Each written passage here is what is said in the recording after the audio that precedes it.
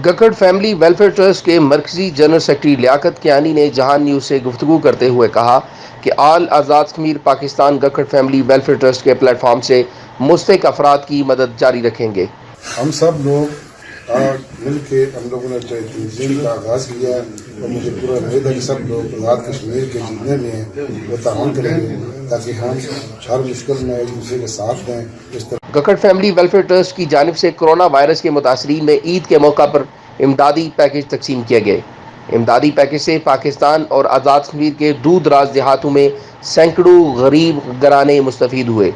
दिहाड़ीदार तबका को अव्वलीन तरजीह दी गई। रिपोर्ट डॉक्टर इदनान कियानी, जहान न्यूज़, आज़ाद कश्मीर।